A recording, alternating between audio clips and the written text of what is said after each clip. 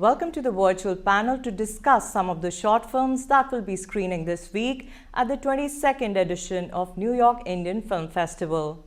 I'm delighted to have filmmakers Nihit Bhave, Sumit Purohit, Kirnay Bhatt, Soumya Kanti Biswas, and Magna Damani. Welcome guys to the studio. Thank you for having us. Thank you. So a little background on these guests. Nihit Bhave has a journalistic background, is also the writer for the film Choked and Sacred Games. He will be talking about his short film Fir Kabhi, The Way We Are. Sumit Purohit is best known as the leading writer and editor on Sony Liv's Scam 1992, The Harshad Mehta Story. He will be talking about his film Vakil Babu.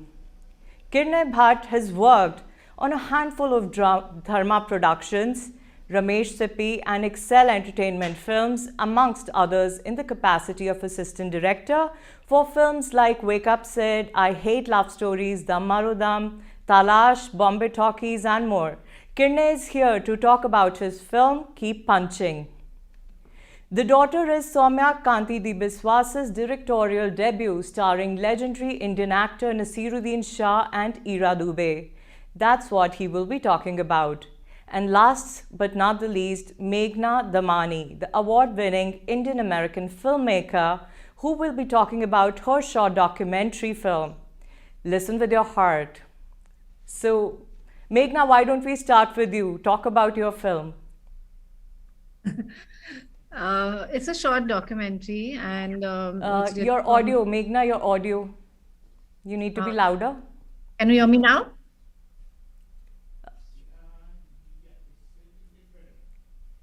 Slightly more if you can. Yeah, is this better? Yeah. Yeah. Okay. So yeah, this is a short documentary. Actually, I just stumbled on the story. I was just browsing on Facebook, and I saw this young autistic girl singing in this cafe, and I was so fascinated, with her, just the way she was so immersed in what she was doing. So I started looking it up, and it's a cafe in Mumbai called Cafe Arpan, where they employ kids with disabilities, with developmental disabilities. And so when I was in India, I met with Sushma Nagarkar, the mother of Aarti Nagarkar, who's the autistic girl, and I just fell in love with them. It was just incredible. We shot for 3 days, and it was really like, going into this other world, which is so full of joy and love. And it was really a life transforming experience for me, making this short film, and it was really joyful. So I'm really happy that, everyone can be a part of their world through this film. My question is, how did you manage to retain your original idea or the narrative of storytelling? Because when you're doing a real life story like that, especially involving uniquely abled individuals with developmental disabilities, the rawness of emotions can truly overwhelm you. They can pull you into a very questioning mode or confuse you. So talk about your personal journey as a person and as a filmmaker while making this film. So as a person, I had never experienced, really interacting with people with development disabilities. But this was really very simple for me, actually, because it was really just going with the emotion. Because I think in documentary, you have to be very open and be very much in the moment, be open to responding, to what is happening in front of you. And really, and as a filmmaker, my tendency is to just go with my emotions. So I have a broad idea of what I'm going to film, but then I'm really learning as I'm going, which is the true form, I feel, of documentary. So it was really like just being with them. And then, of course, Sushma, the mother herself, is a psychologist, and she also works with many of these kids. So having done the interview with her on the first day, I got a background into, how these kids are, and really watching her, the way she interacted with them is just treating them as, really valuable, precious human beings. So I really took her lead. And then the rest of it was so easy because the kids were so loving and, very open. Like, I think it made me realize it's easier, being with them than with, us normal people. So it was actually a joy. Great. Nihit, how similar or how different is the theme of your short film from the dark genres of choked or sacred games? How did the idea of making a film on this subject come to you? So Phirkabi is very different from Sacred Games and Choked, both in the sense that they are both thrillers. One is a domestic thriller and one is an underworld crime thriller. And when I wanted to make a film, I wanted to be much smaller in scale and much more intimate. So I was just sort of pushed into this direction by the pandemic, as we all have been affected by the pandemic in some way or the other. And I was just thinking about people who've had to live in close proximities to each other for over 1.5 years. And it becomes difficult to not say the things that you want to say to people when you're locked in with them for a year and a half and there is no physical escape to go out into the world. So it just, the germ started from there, and then I had some things in my mind that felt necessary to talk about vis-a-vis both the husband and the wife. And that's how I started writing, and that's how it took shape. And who's your mentor? Is it safe to say, is it Anurag Kashyap? Did you get any tips from him or any ideas? I mean, yeah, I have worked with him for the last 5 years now, and but the thing with Anurag is also he trusts and respects people who go out and do things on their own rather than going back to him with, mentoring tips or tricks or this or that. So the idea was just to make a film and show it to him, and thankfully he liked it. So that was a good thing. And yeah, he had a really, he was not expecting me to make this little intimate film actually. So that was a good feedback session that happened over there. And I've obviously imbibed a lot of these, directing these small moments, conversations, and stuff like that, which he's so good at, in spite of what he's famous for, which is the loud, big, sort of, ambitiously mounted films like Gangs of Wasseypur and stuff. But yeah, that's what I got to learn from him. Great. Okay, coming to Sumit now. Sumit, Scam is one of the best ever shows written in Indian web series. This, of course, would have involved months and years of research. Was writing Vakil Babu a piece of cake compared to the mammoth task of writing Scam? What all was involved in the process of making your short film from page to screen? To begin with, I'm not written Vakil Babu. It was already written when I came on board. But yes, I think there was a lot of research involved. I need to talk a little bit of the background from where Vakil Babu came. It's being produced by a studio called Civic Studios. They work in space of democracy, law, women's rights. So a lot went into, research while writing Vakil Babu and then executing it and like in small movement, like at what time a lawyer should be allowed to call the client and what will his tone will be, what those papers look like. So yes, I like Scam, I think there was a lot of research while writing and directing Vakil Babu. So Kinder, you've been involved in big budget commercial films so far. What happened? Did you get bored or did you get lost? How did you decide to make a festival kind of film? Not at all, actually. I assisted for quite a few years on quite a few projects. Then I got into editing because I wanted to have a more creative sort of say in things.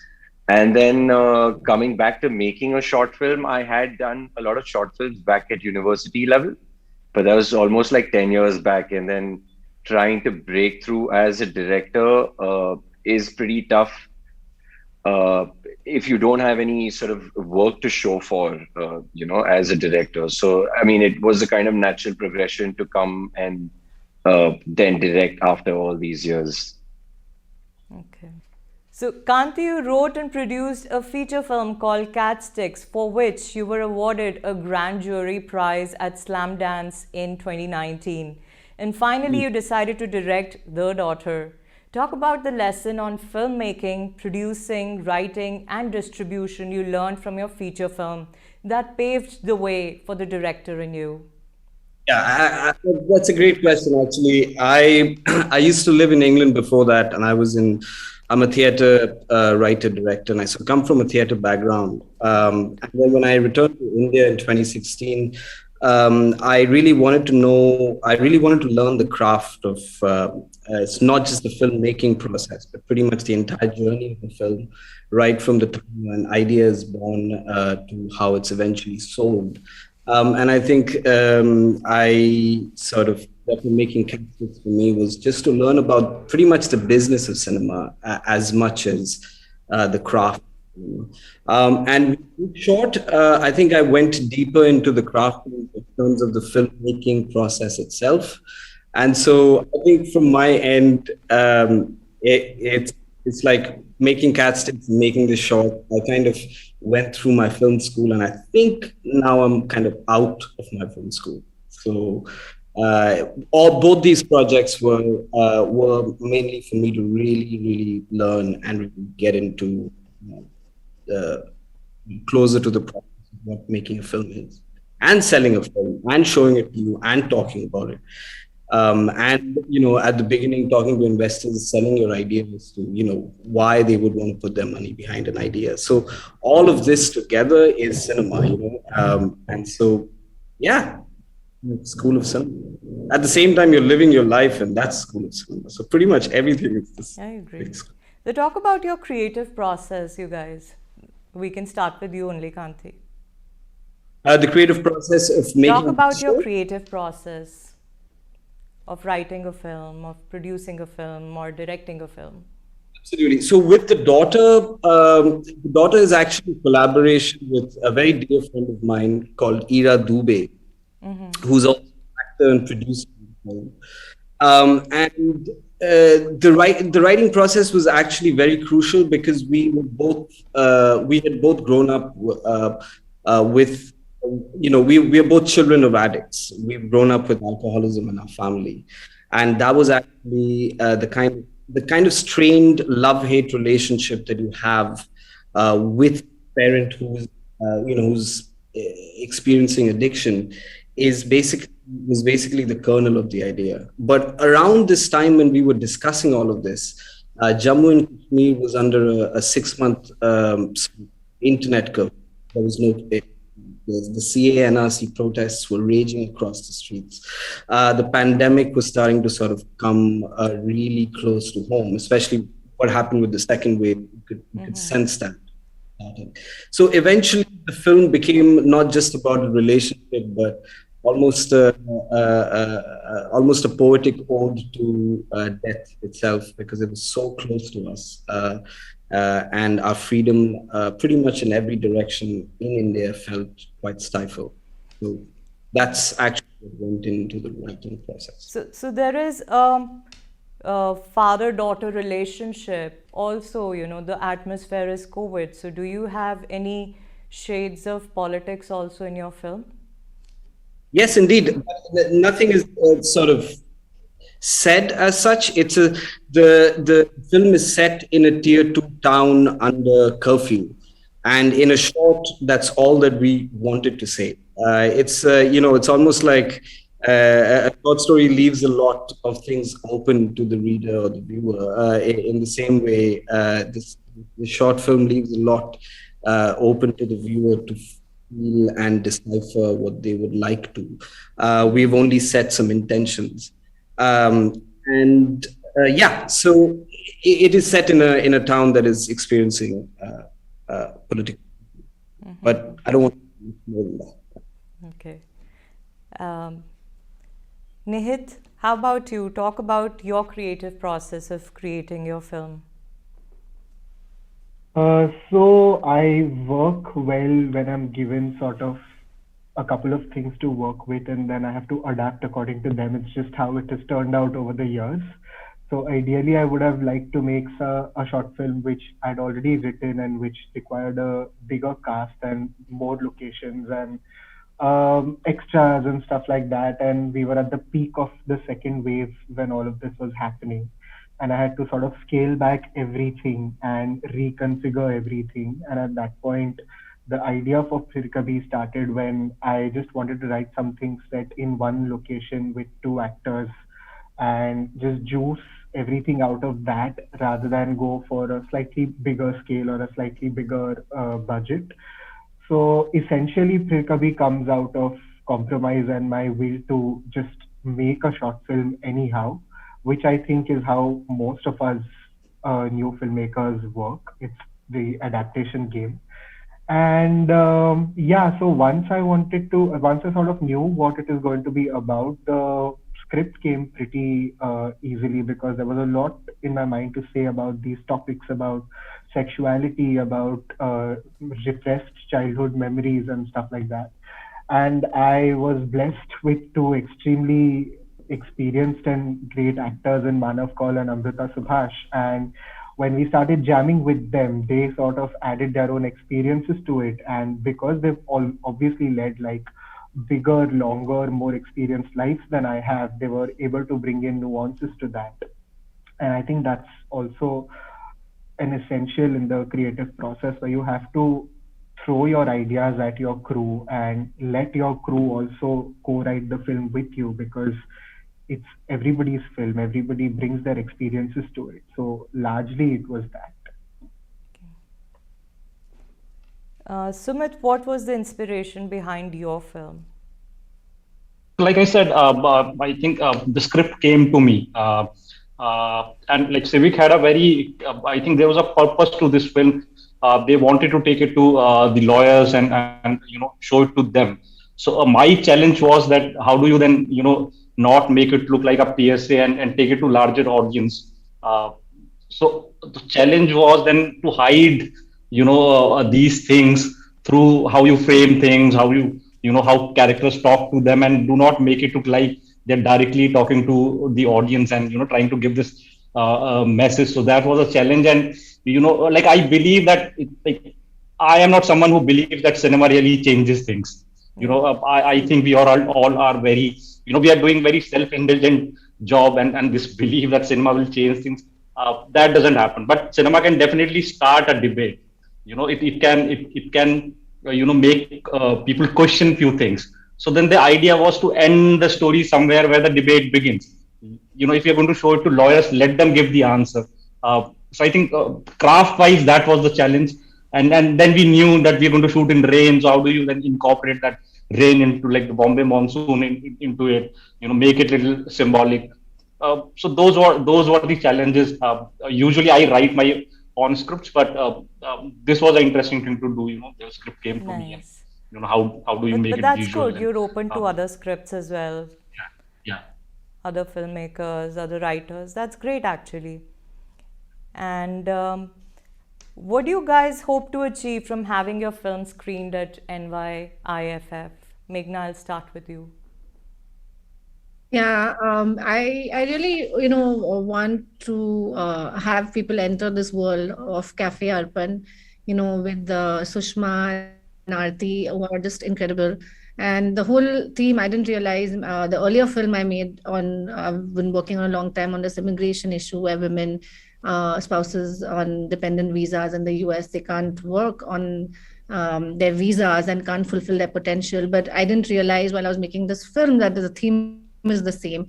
It's really about these wonderful kids who are talented and have their dreams of their own. So Sushma's dream for Aarti's dream is actually to sing on Broadway, and Sushma is doing as much as she can to make that as close a reality. So I think I really feel passionately about people fulfilling their potential and going for their dreams despite all odds. And I think that's what I would hope everyone gets. That's what your calling is. You have another subject in the pipeline on similar lines. Yes, so I made an earlier autobiographical short on the plight of dependent spouse visas in the US who can't work on their visa and go through exploitation and abuse and a lot of things, and their kids as well who are aging out. So I'm making a follow up, which was originally supposed to be a feature, but I think I've fallen in love with shorts and with COVID and everything. I think it has more ability for impact at a quicker pace. So So I really wanted to impact work with that. Very nice. Mm. Kirne, how about you? What do you hope to achieve from having your film screened at NYIFF? I guess, I mean, to have your work out there, I wish I could say something as selfless as Magna did. But I mean, in a way, the film was made to just, it has a message in a way, but it's treated in a very light-hearted way. So at the end of the day, if it can just, like Sumit says, like start a debate or, like just get people thinking, that would be great. And yeah, more or less, it's a great platform to have your work out there. It's a pretty prestigious festival. So if you the aim with making a short film was to step out and get more work as a director to break out into the industry. So yeah, I mean, I guess to have a platform to showcase your work is what it's all about, I guess, at the end of the day. Great. Festival films are meant to show poverty and sickness and bad times. Do these films have happy endings? I want to know. Well, I think some festivals definitely, yeah. I mean, Your film, how about your film? Like, let's start with Nihit, your film. Does it have a happy ending? I'm a little. You've come to me with poverty and all those adjectives that you used, so I'm taking a hint there. But yeah, of course, festival films have a happy ending. There's Your film, as particularly. Kanti said, a lot of specific festivals look for very specific films. So if you pick the right festival and you make the right kind of film, I think just like look at Sundance, it picks like the most sunshiny indie sort of heart melty films that are there out there, and it's a pretty major festival. So if you pick that really like one festival somewhere in the south of France, then yeah, you might have to resort to poverty porn, as they say. But I don't think generally festivals are only looking for that kind of representation of the country. Yeah. Sumit, how about you? What is your opinion? Or tell me, does your film have a happy ending? I think so. I think it's quite open, but I think it's a happy ending. But if you ask me, I want all films to be festival films. I mean, if you can bridge that gap between commercial and festival, that's great. But I think with mainstream Bollywood, what happens, a lot of time the craft of filmmaking takes backseat, and therefore as filmmakers, we want to take it to festivals where you get the appreciation for the craft also. I'm saying, you never know, a film can start from a festival, a small festival, and, end up becoming a big commercial hit, globally. So you never know. As a filmmaker, you do not start, I think, writing or making a film thinking whether it will go to the festival or whether it will be commercial. Especially for me, I think you're giving a part of, whenever you're writing or creating something, you're giving a part of yourself to it. So for me, it need to change me as a human being, improve my craft, do something for me. So I cannot decide how audience will react. And I keep telling this to people. We never thought Scam will become that big. We thought it was a very indie kind of a series to begin with. So you cannot decide how audience or how festivals will react to it. So I think I need to enjoy the process. And if it ends up being commercial or go to festival, I'm fine with that. But I need to enjoy the process of making it. All right, that's all about the time we have. Thank you so much, all of you, for talking about your films, and I wish you all the best. And I hope people enjoy the screening. I would be attending the closing night. I wish you guys could have been there, but Meghna, I will definitely be bumping into you, I guess. Yeah, looking forward to meeting you in person. Thank you, and hello to my fellow nominees as well. Congratulations. Thank you. Pleasure absolutely. talking to you Thank guys. you. Congrats, everyone. It was All really the nice best. chatting with all of you. Nice to meet you.